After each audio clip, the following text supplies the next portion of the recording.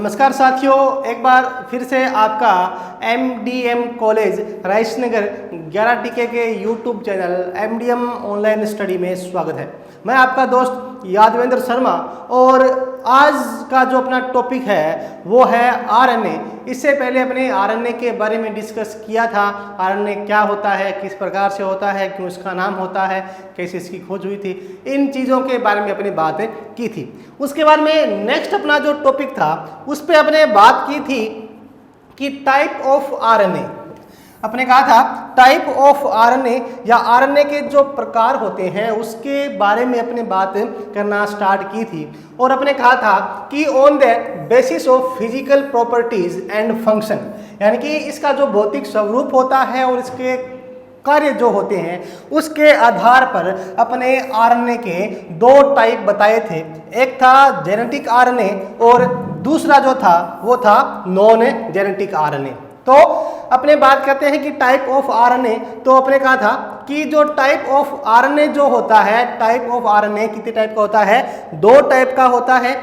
कौन कौन से टाइप होते हैं? Genetic RNA and non genetic RNA। और अपने कहा था कि फिजिकल जो प्रॉपर्टीज होती है और जो फंक्शन होते हैं उसके बेस पे ये दो टाइप का होता है। अब अपने स्टार्ट करते हैं कि जो जेनेटिक RNA और नॉन जेनेटिक RNA अपने बात की थी। अपने कहा था कि टाइप इसके होते हैं दो टाइप। कौन कौन से हैं? नंबर एक अपने कहा था जेनेटिक RNA और नंबर दो जो था वो था नॉन जेनेटिक RNA। अनुवांशिक RNA और अनानुवांशिक RNA ये दो टाइप होते हैं। तो सबसे पहला अपना जो टॉपिक है वो है जेनेटिक RNA और जेनेटिक RNA के बारे में अपने डिस्कस करेंगे कि जेनेटिक RNA क्या होता है। और अपने कहा था कि जो RNA होता है, RNA को अपने कहा था कि इसकी जो फुल फॉर्म होती है वो अपने कही थी कि RNA की फुल फॉर्म होती है राइबोज न्यूक्लिक एसिड। अपने कहा था कि जो न्यूक्लिक एसिड होते हैं उसमें दो टाइप कहे थे, DNA और RNA।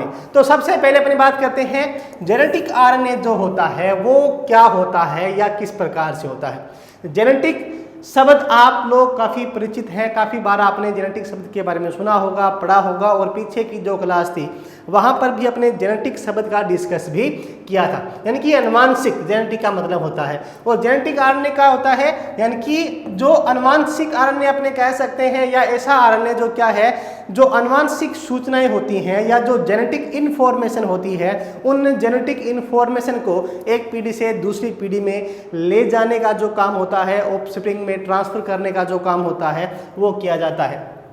तो अब जेनेटिक RNA क्या है, ये क्या कहता है कि ये कहाँ होता है? तो यह RNA मेनली बैक्टीरियोफेज जो होते हैं, बैक्टीरियोफेज बैक्टीरिया और जो एनिमल वायरस एंड जो प्लांट वायरस होते हैं उनके अंदर देखने को मिल जाता है। ये इसके क्या है, अपने कह सकते हैं कि इन चीज़ों के अपने फाइंड कर सकते हैं या इन चीज़ों में ये मिल सकते हैं। तो जेनेटिक RNA कहाँ पर मिलता है अपने को? बैक्टीरियोफेज जो होता है उसके अंदर, इसके अंदर बैक्टीरिया है, एनिमल वायरस है और प्लांट वायरस जो होते हैं उनके अंदर अपने को जेनेटिक RNA मिल जाता है। और जेनेटिक RNA से क्या मतलब है कि ऐसे RNA जो जेनेटिक इन्फॉर्मेशन को एक पीढ़ी से या एक जो ऑफस्प्रिंग होती है उससे दूसरी ऑफस्प्रिंग में ले जाने का जो काम होता है वो किया जाता है। तो उसको अपने कह सकते हैं जेनेटिक RNA। अब अपने बात की थी बैक्टीरियोफेज, बैक्टीरिया में अपने कहा था। तो अब जो बैक्टीरियोफेज होता है उसके अंदर RNA कैसा होता है? तो उसके अंदर सिंगल स्ट्रैंड RNA होता है। ये कंपटीशन की बात करते हैं तो वहाँ पर भी अपने लिए इंपॉर्टेंट हो सकता है और बेसिक नॉलेज की बात करते हैं वहाँ पर भी ये इंपॉर्टेंट हो सकता है। क्या कहता है कि बैक्टीरियोफेज में क्या है, ये सिंगल स्ट्रैंड होता है। अब सिंगल स्ट्रैंड से मतलब क्या अपने बात की थी कि जैसे DNA अपने कहा था कि जो DNA होता है वो कैसा होता है, वो इस प्रकार क्या है, डबल स्ट्रैंड होता है। और जो RNA होता है अपने बात की थी, RNA जो होता है वो क्या करता है, अपने ऊपर ही क्या होता है, कोइल होकर लूप का निर्माण करता है। तो ये जो RNA है इस प्रकार की जो स्ट्रक्चर है उसको अपने कह सकते हैं डबल S या सिंगल स्ट्रैंड। डबल S का क्या मतलब है? S का मतलब सिंगल और इस दूसरे S का मतलब क्या है, स्ट्रैंड। तो सिंगल स्ट्रैंड RNA होता है वो किस में होता है, जो बैक्टीरियोफेज होते हैं उनके अंदर सिंगल स्ट्रैंड RNA होता है। फंक्शन क्या करता है ये, तो जेनेटिक इन्फॉर्मेशन जेनेटिक इन्फॉर्मेशन जो होती है उन जेनेटिक इन्फॉर्मेशन को ऑफस्प्रिंग में ले जाने का जो काम होता है वो किया जाता है। उम्मीद करता हूं कि बात आपको समझ में आई होगी। उसके बाद में नेक्स्ट पॉइंट इसमें क्या कहता है, रियो वायरस एक टाइप है वायरस का, कौन सा, रियो वायरस। रियो वायरस के अंदर जो आरएनए होता है वो कैसा होता है, वो होता है डबल स्ट्रैंड या डीएस आरएनए के रूप में प्रेजेंट रहता है। तो डीएस से मतलब क्या है, डबल स्ट्रैंड, डबल स्ट्रैंड के रूप में प्रेजेंट रहता है, यानी कि द्विकुंडलित होता है। अगर रियो वायरस की बात करते हैं तो द्विकुंडलित। अब यहाँ पर प्रश्न ये भी बन जाता है कि क्या आरएनए सिंगल स्ट्रैंड ही होते हैं, नहीं ऐसा नहीं है। तो रियो वायरस इसका एग्जाम्पल अपने देख के कह सकते हैं कि जो रियो वायरस होते हैं उसमें जो आरएनए होता है वो कैसा होता है, डबल स्ट्रैंड होता है। ह्यूमन बॉडी की बात करते हैं तो वहाँ पर सिंगल स्ट्रैंड अपने कह सकते हैं कि सिंगल स्ट्रैंड के रूप में प्रेजेंट रहता है। और रियो वायरस में दो चीज़ें आ गई। पहली चीज़ तो क्या थी कि इसके अंदर डबल स्ट्रैंड होता है, और दूसरी चीज़ क्या है कि ये जेनेटिक इन्फॉर्मेशन का काम करता है। आरएनए जेनेटिक इन्फॉर्मेशन का काम कहाँ करता है, ये आपको पता होगा कि जहाँ पर अगर डीएनए एब्सेंट हो या डीएनए प्रेजेंट नहीं होता, ऐसी कंडीशन में वहाँ पर आरएनए होता है, और आरएनए ही क्या करता है, जेनेटिक इन्फॉर्मेशन जो होती है उन जेनेटिक इन्फॉर्मेशन को आगे ले जाने का जो काम होता है वो उसके द्वारा किया जाता है। उसके बाद में नोट में अपने को क्या ध्यान में रखना है, नोट में ये ध्यान रखना है कि जिसमें डीएनए प्रेजेंट नहीं होता है, केवल उन्हीं सेल्स में आरएनए क्या करता है, जेनेटिक मटेरियल के रूप में प्रेजेंट रहता है। ये बात कंडीशन है कि क्या आरएनए सभी सेल जो होती हैं उनके अंदर जेनेटिक मटेरियल का काम करता है, तो नहीं, ऐसा नहीं है। आरएनए कहाँ पर जेनेटिक मटेरियल का काम करेगा, तो आरएनए उसी जगह जेनेटिक मटेरियल का काम करता है जहाँ पर डीएनए क्या हो, एब्सेंट हो, या जो डीएनए मटेरियल जो होता है वो प्रेजेंट नहीं होता है। उन सेल के अंदर जो आरएनए होता है वो क्या करता है, जेनेटिक इन्फॉर्मेशन का काम करता है। तो ये हो गया अपना जेनेटिक आरएनए। यहाँ पर चीज़ें आपको समझ में आ गई होगी, साथ साथ में इसके नोट्स बनाते रखना ताकि आपको इन फ्यूचर ये काम में आते रहेंगे। उसके बाद में अपने नेक्स्ट चलते हैं। नेक्स्ट नंबर 2 अपने बात की थी नॉन जेनेटिक आरएनए। अब जो नॉन जेनेटिक आरएनए होता है वो कैसा होता है, तो type number 2 non genetic RNA. अगर मैं नॉन जेनेटिक आरएनए की बात करता हूँ तो नॉन जेनेटिक आरएनए किस प्रकार से होता है कि अगर नॉन जेनेटिक जो आरएनए है, अब इसमें क्या कहता है कि मोस्टली सेल जो होती है, मोस्टली सेल में जो जेनेटिक मटेरियल जो होता है वो क्या होता है, डीएनए होता है। मोस्टली सेल में जेनेटिक मटेरियल क्या है, डीएनए होता है, और इन सेल में आरएनए काफ़ी कम मात्रा में प्रेजेंट रहता है। बट जेनेटिक इन्फॉर्मेशन का जो काम होता है वो ये नहीं करता है, यानी कि ऐसी सेल जिनके अंदर डीएनए प्रेजेंट हो, ऐसी सेल जिनमें क्या है, डीएनए प्रेजेंट हो, तो वहाँ पर आरएनए क्या है, जेनेटिक इन्फॉर्मेशन का काम नहीं करेगा।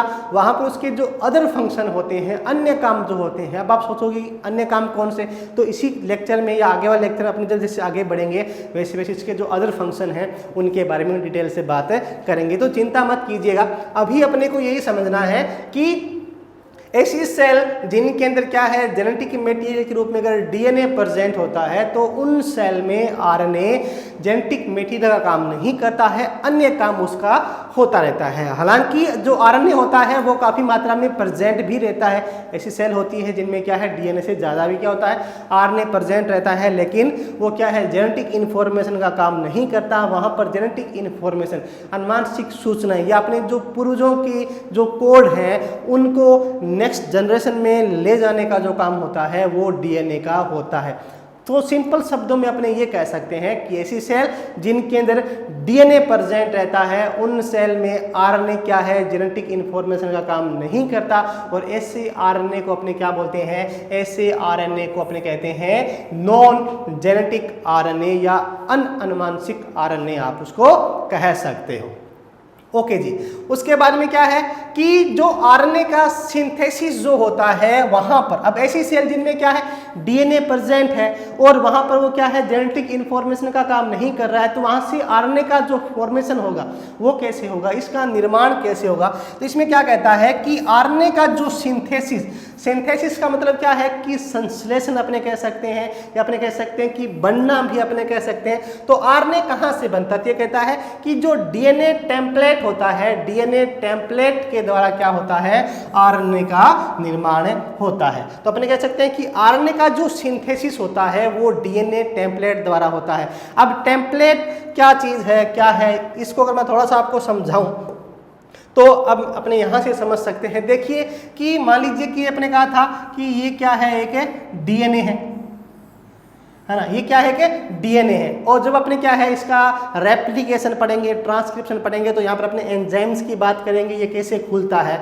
तो इस कंडीशन में क्या है कि ये क्या है कि डीएनए है, और अब जब ये डीएनए क्या है कुछ विशिष्ट प्रकार के जो एंजाइम होते हैं उन एंजाइमों के द्वारा क्या है इस डीएनए को तोड़ा जाता है। तोड़ने से मतलब क्या आपने कहा था कि जो डीएनए है उसमें क्या है दो स्ट्रैंड, मान लीजिए कि ये स्ट्रैंड ए है और ये मान लीजिए कि स्ट्रैंड बी है, ये दोनों स्ट्रैंड क्या है आपस में क्या हो गए उलझ गए, तो किसका निर्माण हो गया डीएनए का निर्माण हो गया। इस प्रकार से ये किसका निर्माण हो गया, यहाँ पर डीएनए का निर्माण हो गया। अब कुछ क्या है विशिष्ट जो एंजाइम होते हैं उन एंजाइम की हेल्प से क्या किया जाएगा, ये जो डीएनए है इन डीएनए को इस प्रकार से क्या है ये खुल जाते हैं। ठीक है, अब क्या है ये खुल जाएंगे। अब ये जो खुलने के बाद अपने क्या कह सकते हैं, ये इसका क्या है एक डीएनए का टेम्पलेट है, और इस डीएनए से क्या हो जाएगा आरएनए जो होता है उसका निर्माण हो जाएगा। अब यानी कि जो डबल स्ट्रैंड डीएनए था वो क्या हो जाएगा खुल जाएगा, और यहाँ से क्या है इसको अपने क्या बोलेंगे पेरेंटल स्ट्रैंड बोलेंगे, या पैतृक स्ट्रैंड इसको कहा जाता है। पेरेंटल स्ट्रैंड से फिर क्या होगा इसके साथ में एक नया स्ट्रैंड जुड़ जाएगा इस प्रकार से, और ये जुड़ने वाला जो स्ट्रैंड होगा उसको अपने क्या बोलेंगे डॉटर स्ट्रैंड बोलेंगे। और ये जो पार्ट होगा ये पार्ट क्या कर लेगा कि चलकर जो mRNA अपने कह सकते हैं, या अपने सिंपल शब्द में मैं कहूँ तो आरएनए जो होता है उस आरएनए का क्या कर लेता है ये निर्माण कर लेता है। तो ये बात आपको समझ में आ गई होगी कि आरएनए का जो सिंथेसिस होता है वो किससे होता है डीएनए टेम्पलेट द्वारा होता है। अब इसके अंदर अपने को पता है कि नाइट्रोजन बेस जो होते हैं उनसे ये प्रेजेंट रहता है, या उसके साथ में ये बंधे रहते हैं, हाइड्रोजन बॉन्ड होते हैं उनके द्वारा बंधे रहते हैं। तो वो हाइड्रोजन बॉन्ड टूटते हैं और यहाँ पे नाइट्रोजन जो बेस होते हैं उसके अकॉर्डिंग नए जो बेस पेयर होते हैं उनका क्या हो जाता है निर्माण हो जाता है। तो ये क्या था नॉन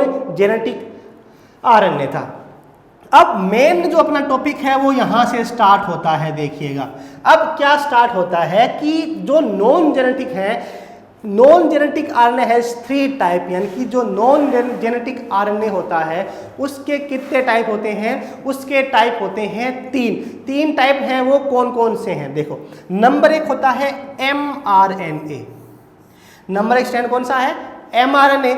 नंबर 2 जो होता है वो कौन सा होता है rRNA, और नंबर 3 जो इसका टाइप है वो कौन सा है tRNA। इनकी फुल फॉर्म क्या होती है, कैसे इनके नाम होते हैं, तो जैसे जैसे आगे बढ़ेंगे वैसे वैसे अपने बातें करेंगे। जेनेटिक आरएनए अपने पढ़ा था तो उसमें कोई टाइप नहीं है। जेनेटिक आरएनए मतलब क्या है कि जहाँ पर डीएनए प्रेजेंट नहीं होता है, ऐसी सेल जिनमें डीएनए नहीं प्रेजेंट रहता है वहाँ पर वो क्या होता है जेनेटिक इन्फॉर्मेशन का काम करता है, और ऐसे आरएनए को अपने क्या कह सकते हैं जेनेटिक आरएनए कह सकते हैं। ऐसी सेल जिनमें डीएनए प्रेजेंट होता है वही डीएनए ही क्या करता है जेनेटिक इन्फॉर्मेशन का काम करता है, और आरएनए जेनेटिक इन्फॉर्मेशन का काम न करके अदर जो फंक्शन होते हैं उनको करता है। तो ऐसी कंडीशन में इस आरएनए को क्या बोलते हैं, उस आरएनए को नॉन जेनेटिक आरएनए कहा जाता है। ओके जी, अब ये कहता है कि non genetic RNA has 3 type, यानी कि नॉन जेनेटिक जो आरएनए होता है उसके 3 टाइप होते हैं। 3 टाइप कौन कौन से हैं, नंबर 1 कौन सा है mRNA, नंबर 2 कौन सा होता है rRNA, और नंबर 3 जो होता है उसको अपने कहते हैं tRNA। तो ये 3 टाइप हैं। अब इन तीनों टाइप को अपने क्या है एक एक करके आगे बढ़ते हैं, एक एक करके अपन इनको पढ़ना स्टार्ट करते हैं। ओके जी, तो अपना सबसे पहला जो टाइप है वो कौन सा है mRNA, या इसको शॉर्ट में कहें या फुल फॉर्म इसकी जो है वो क्या है, इसको अपने बोलते हैं मैसेंजर आरएनए। इसको क्या बोलते हैं, मैसेंजर आरएनए, या इसको मैं कह सकता हूं कि संदेश वाहक आरएनए भी इसको कह सकते हैं। क्या कह सकते हैं, संदेश वाहक, यानी कि मैसेज ले जाने का जो काम करता है, एक प्रकार से किसी विशेष प्रकार की सूचना जो होती है उसको ले जाने का जो काम होता है, वो जो आरएनए करता है, उस आरएनए को क्या कहा जाता है, उस आरएनए को कहा जाता है मैसेंजर आरएनए या संदेश वाहक आरएनए। पहला टाइप कौन सा था, एमआरएनए। किसके टाइप है ये, नॉन जेनेटिक आरएनए के टाइप है। RNA has two type. अभी क्या है कि कई बार ये पता नहीं होता है, आपसे कंपटीशन में पूछ लेते हैं कि आरएनए कितने प्रकार का है, 2 टाइप का या 3 टाइप का। अपने जल्दबाजी में क्या करते हैं, 3 टाइप का, एमआरएनए, आरआरएनए और टीआरएनए। तो ऐसा नहीं है, आरएनए कितने टाइप के हैं, 2 टाइप। अगर आपसे पूछे कि नॉन जेनेटिक आरएनए कितने टाइप का होता है, तो नॉन जेनेटिक आरएनए कितने टाइप का होता है, 3 टाइप का होता है। पहला कौन सा था, पहला था एमआरएनए या मैसेंजर आरएनए। ओके जी, मैसेंजर आरएनए को स्टार्ट करते हैं। ये मैसेंजर आरएनए क्या कहता है, क्या इसके अंदर फंक्शन होते हैं, उसके बारे में। तो ओके जी, नंबर 1 जो इसका पॉइंट है वो स्टार्ट करते हैं। अब ये क्या कहता है कि जो एमआरएनए होता है वो न्यूक्लियस में न्यूक्लियर डीएनए के एक पूरक यानी कि कंप्लीमेंट्री स्ट्रैंड के रूप में डीएनए टेम्पलेट पर क्या होता है, सिंथेसिस होता है। अब कहानी समझ में आई क्या, ये क्या कहता है। सबसे पहले मैं आपको एक सेल बना लेता हूं ताकि आपको चीजें थोड़ी सी इजी समझ में आ जाएगी। मान लीजिए कि क्या है, एक सेल है, ठीक है। अब अपने को पता है कि सेल जो होती है उसमें सेल ऑर्गन प्रेजेंट रहते हैं, और सबसे इंपॉर्टेंट जो पार्ट है ये कौन सा होता है इसका, ये हो गया मेम्ब्रेन सेल की, ये हो गया न्यूक्लियस, और यहां पर इसके अंदर क्या होता है, न्यूक्लियोलस होता है, न्यूक्लियोलस इसके अंदर प्रेजेंट रहता है। ये 3 चीजें सबसे इंपॉर्टेंट है।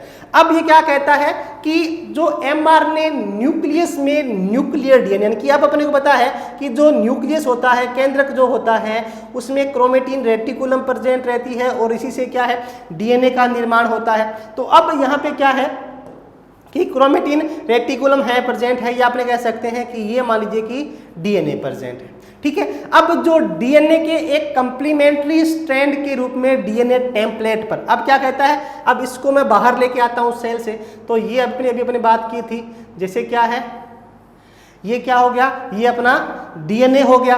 अब इस डीएनए को अपने क्या है, अलग अलग कर लेते हैं दोनों स्ट्रैंड को, ये अलग अलग हो गए एंजाइम की हेल्प से। अब अपने बात की थी यहाँ पर जो नाइट्रोजन बेस होंगे वो प्रेजेंट रहेंगे इस प्रकार, यहाँ पर नाइट्रोजन बेस प्रेजेंट है। अभी क्या कहता है कि इसका ये जो कंप्लीमेंट्री स्ट्रैंड है, ये जो यहाँ पर इसका स्ट्रैंड है, डीएनए 2 स्ट्रैंड हो गए, एक वाला ये स्ट्रैंड हो गया, एक वाला ये स्ट्रैंड हो गया। अब दोनों ही स्ट्रैंड को क्या बोलेंगे, पेरेंटल स्ट्रैंड बोलेंगे, आपने पढ़ा होगा पहले भी। ये दोनों स्ट्रैंड कौन से है, पेरेंटल स्ट्रैंड है। अब यहाँ पर क्या होगा कि फिर से एक नए स्ट्रैंड का निर्माण हो जाएगा, तो वापस से क्या है, एक डीएनए बन जाएगा, जिसको अपने क्या बोलते हैं, रेप्लिकेशन उसको कहा जाता है। अब यहाँ पर ये जो टेम्पलेट्स यानी कि दूसरा जो स्ट्रैंड बच गया, अब मान लीजिए कि ये जो एक स्ट्रैंड है ये यहाँ पर बच गया, ये वाला स्ट्रैंड, इसको अपने क्या बोलेंगे, टेम्पलेट स्ट्रैंड। और यहाँ से क्या होगा कि अपने को पता है कि जो डीएनए होते हैं उसमें नाइट्रोजन बेस क्या है, एडेनिन जो होता है हमेशा ही थाइमिन के साथ में, और जो ग्वानिन होता है वो डबल बॉन्ड के साथ में साइटोसिन के साथ में ऐड रहता है। जब ये खुलेगा तो यहाँ पर मान लीजिए कि क्या है, एडेनिन है, ठीक है, यहाँ पर ग्वानिन है, यहाँ पर मान लीजिए कि फिर से अपने कह सकते हैं कि थाइमिन है, यहाँ पर अपने कह सकते हैं कि साइटोसिन है, एडेनिन है, साइटोसिन है, इस प्रकार से है प्रेजेंट है, ठीक है। ये नाइट्रोजन बेस है। अब यहाँ से क्या होगा कि जब ये जो कंप्लीमेंट्री स्ट्रैंड होगा, इससे जब आरएनए का निर्माण होगा या एमआरएनए का निर्माण होगा, उसमें चेंज क्या आएगा कि यहाँ पर एडेनिन तो एडेनिन की जगह रहेगा, ग्वानिन भी रहेगा, लेकिन जो थाइमिन स्ट्रैंड है या थाइमिन जो नाइट्रोजन बेस है, थाइमिन के स्थान पर क्या आ जाता है, यूरेसिल आ जाता है। थाइमिन के स्थान में क्या आ जाएगा, यूरेसिल। तो ये टी है, टी की जगह क्या बन जाता है, यूरेसिल बन जाता है, और एक ये नया स्ट्रैंड तैयार हो जाता है। और इस नए स्ट्रैंड को ही अपने क्या बोलते हैं, नए स्ट्रैंड को ही अपने एमआरएनए कहते हैं। बात आपको समझ में आ गई होगी। अगर नहीं समझ में आई है तो दोबारा से उसको वीडियो को थोड़ा सा बैक करके दोबारा से देखिएगा, आपको चीज़ें समझ में आ जाएगी।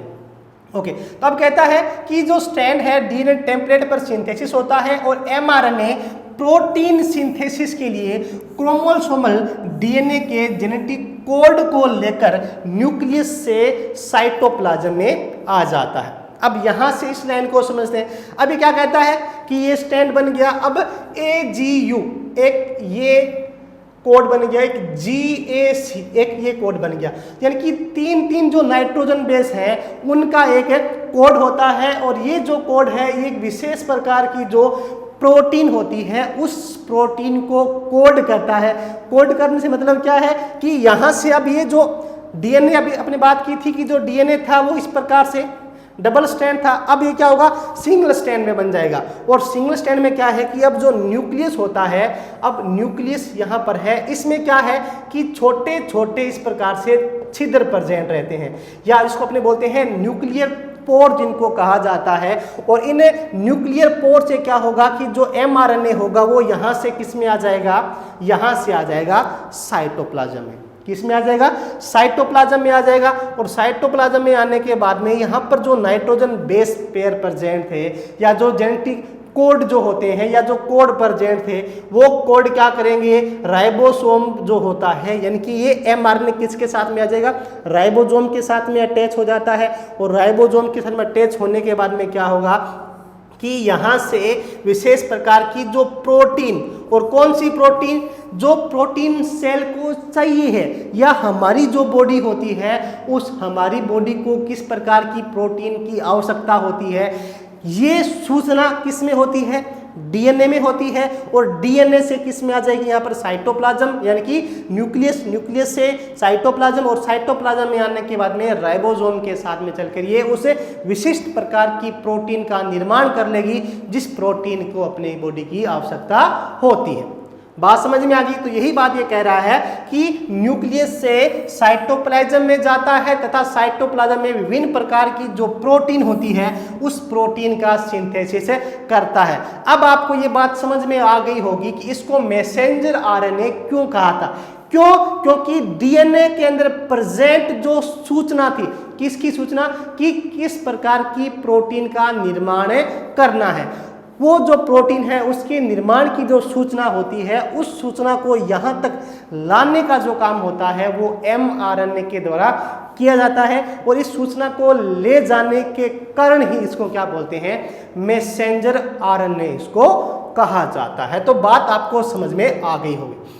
नोट में आपको क्या ध्यान में रखना है, नोट में यह ध्यान रखना है कि इस प्रकार के स्पेसिफिक करैक्टर के कारण, स्पेसिफिक करैक्टर क्या है कि किस प्रकार की प्रोटीन का निर्माण करना है, ये क्या हो गया, स्पेसिफिक करैक्टर हो गया। तो किस प्रकार की प्रोटीन का निर्माण करना है, इस स्पेसिफिक करैक्टर के कारण 1961 में साइंटिस्ट थे दो, कौन कौन, एक था जैकब, एक का नाम क्या था, जैकब था, और दूसरे का नाम था मोनोड। जैकब एंड मोनोड ने क्या किया, इस आरएनए को क्या नाम दिया, मैसेंजर आरएनए या एमआरएनए नाम दिया था। एमआरएनए नाम किसने दिया, जैकब एंड मोनोड ने दिया। कब दिया, 1961 में। क्यों दिया, क्योंकि ये विशिष्ट प्रकार की जो प्रोटीन होती है उसके निर्माण की जो सूचना होती है उसको ले जाने का जो काम होता है वो इसके द्वारा किया जाता है। इसकी वजह से इसको एमआरएनए नाम दिया गया था। अगर आपको क्लासें पसंद आ रही है, पढ़ाया हुआ समझ में आ रहा है तो वीडियो को लाइक, शेयर और कमेंट करना बिल्कुल मत भूलेगा। यदि आपने अभी तक इस चैनल को सब्सक्राइब नहीं किया है एमडीएम ऑनलाइन स्टडी, तो इसको सब्सक्राइब कीजिए और इसका जो बेल आइकन है उसको दबाइए ताकि जैसे ही नोटिफिकेशन आती है वो नोटिफिकेशन आपको मिलती रहे। ओके जी, उसके बाद में आगे बढ़ते हैं। नेक्स्ट क्या कहता है कि यह सेल में प्रेजेंट टोटल आरएनए का 5 से 10% पार्ट बनाता है। यानी कि सेल के अंदर प्रेजेंट टोटल जो आरएनए होता है उससे टोटल आरएनए का 5 से 10% जो पार्ट होता है वो किसके द्वारा बनाया जाता है, एमआरएनए के द्वारा बनाया जाता है। ओके जी, नेक्स्ट अपने बात करते हैं उसके बाद में है कि एमआरएनए में और क्या क्या फीचर होते हैं। उसके बाद में कहता है उसके बाद में कहता है कि एमआरएनए में जो बेस के सीक्वेंस का क्रम जो होता है वो डीएनए के उसी स्ट्रैंड के समान होता है जिससे इसका क्या होता है, फॉर्मेशन होता है। अभी अपने बात भी की थी, अपने कहा था ना कि जैसे ये डीएनए है तो इसके जो 2 स्ट्रैंड होते हैं इस प्रकार से, तो अब जो एमआरएनए होगा उसका जैसे मान लीजिए कि ये जो स्ट्रैंड है इससे टेम्पलेट से क्या हो रहा है, एमआरएनए का निर्माण हो रहा है। तो इसमें जो नाइट्रोजन बेस का जो सीक्वेंस होगा, जैसे अपनी बात की थी adenine, thymine, cytosine, guanine, guanine, thymine, cytosine, इस प्रकार से ये नाइट्रोजन बेस जो प्रेजेंट है। अब जो एमआरएनए बनेगा उसके अंदर जो बेस का सीक्वेंस होगा वो किस पर डिपेंड करेगा, वो डिपेंड करेगा उस डीएनए टेम्पलेट पे जिस डीएनए टेम्पलेट से इसका सिंथेसिस हुआ है या इसका निर्माण हुआ है, उस डीएनए टेम्पलेट पे डिपेंड करता है या उसके अकॉर्डिंग ही होता है। बट क्या कहता है कि अब क्या होगा, लेकिन जो थाइमिन है उसके स्थान पर क्या आ जाता है, यूरेसिल आ जाता है। जैसे अपने पहले भी बात की थी, जैसे ये थाइमिन है तो ये थाइमिन किस में चेंज हो जाएगा, यूरेसिल के अंदर कन्वर्ट हो जाता है। ओके, इसके बाद कहता है कि न्यूक्लियस में इसका सिंथेसिस होने के बाद में ये साइटोप्लाज्म में आकर राइबोसोम की जो सरफेस होती है उस राइबोसोम की सरफेस से अटैच हो जाता है तथा यहाँ पर प्रोटीन सिंथेसिस के लिए विभिन्न प्रकार के जो एमाइनो एसिड होते हैं उन एमाइनो एसिड के परस्पर संयोजन के लिए टेम्पलेट का काम करता है। क्या कहता है कि कहाँ से, अब क्या कहता है कि जो न्यूक्लियस था, न्यूक्लियस से किस में आ जाएगा, ये आ जाएगा साइटोप्लाज्म के अंदर। साइटोप्लाज्म के अंदर आने के बाद में जो राइबोसोम जो होता है, अपने को पता है कि जो राइबोसोम जो होता है, राइबोसोम उसमें क्या है 70S और 80S टाइप का राइबोसोम प्रेजेंट होता है ना। तो अब 70S और 80S होती है राइबोसोम जो होते हैं उसमें 2 यूनिट होती है, एक होती है लार्ज सब यूनिट, एक होती है स्मॉल सब यूनिट। तो दोनों जो सब यूनिट है उनके साथ में आकर क्या हो जाएगा, ये अटैच हो जाता है और various type of amino acid होते हैं, उन एमाइनो एसिड के साथ में ये क्या करता है, संयोजन करता है, उसके साथ में अटैच हो जाता है और अटैच होने के बाद में क्या करता है, ये सिंथेसिस करता रहता है प्रोटीन का। ओके, उसके बाद में नेक्स्ट क्या कहता है कि इसका जो मोलिकुलर वेट होता है, इसका जो आणविक भार होता है वो 5 लाख से लेकर कितना होता है 70 लाख डाल्टन तक इसका मोलिकुलर वेट होता है। एमआरएनए जो होता है उसका मोलिकुलर वेट कितना होता है, तो मोलिकुलर वेट 5 लाख से लेकर 70 लाख डाल्टन तक इसका क्या होता है, मोलिकुलर वेट होता है। उसके बाद में एक और नोट है, कंपटीशन लेवल के लिए अपने बात करें तो वहां पर ध्यान रखने योग्य है। क्या कहता है कि एमआरएनए को और क्या क्या नामों से जाना जाता है, इसको कंप्लीमेंट्री आरएनए भी कहते हैं। क्या बोलते हैं, कंप्लीमेंट्री आरएनए भी कहते हैं, इसको ट्रांसलेशनल आरएनए भी कहते हैं, इसको ट्रांसक्रिप्टेड आरएनए भी कहते हैं, इसको इंफॉर्मेशनल आरएनए भी कहा जाता है। तो 3-4 इसके नाम हैं। 3-4 नाम कौन कौन से हैं, complementary RNA, translation RNA, transcripted RNA, informational RNA, इसके अदर नाम होते हैं। ओके, इसके बाद में अपने आगे बढ़ते हैं। नेक्स्ट क्या कहता है, नेक्स्ट इसके अंदर है हेटेरोजेनिटी ऑफ आरएनए, यानी कि जो आरएनए होती है उसकी भिन्नता क्या है या इसकी जो हेटेरोजेनिटी होती है वो क्या होती है, इसके अपने बात करते हैं। तो इसमें क्या कहता है कि जो एमआरएनए जो होता है, एमआरएनए मॉलिक्यूल की जो आणविक संरचना होती है उसमें क्या होती है, भिन्नता प्रेजेंट रहती है। और इसमें जो भिन्नता होती है वो कुछ कारण होते हैं, उस कारणों के कारण होती है। कारण कौन कौन से होते हैं, इसमें क्या है कि सिस्ट्रोन की संख्या एवं आकार के आधार पर जो एमआरएनए होते हैं वो कितने टाइप के होते हैं, 2 टाइप के हो सकते हैं। 2 टाइप क्या है कि जो किसके आधार पर, सिस्ट्रोन की संख्या के आधार पर एमआरएनए 2 टाइप के हो सकते हैं। नंबर 1 कौन सा होता है, मोनोसिस्ट्रोनिक एमआरएनए, और नंबर 2 जो होता है वो होता है पॉलीसिस्ट्रोनिक एमआरएनए। नंबर 1 कौन सा है, मोनोसिस्ट्रोनिक एमआरएनए, और नंबर 2 कौन सा है, पॉलीसिस्ट्रोनिक एमआरएनए। तो अब यहाँ पर 2 चीजें आई है। एक तो आया है कि जो सिस्ट्रोन है, ये सिस्ट्रोन क्या है, फिर क्या है कि मोनोसिस्ट्रोनिक क्या होता है और पॉलीसिस्ट्रोनिक क्या होता है।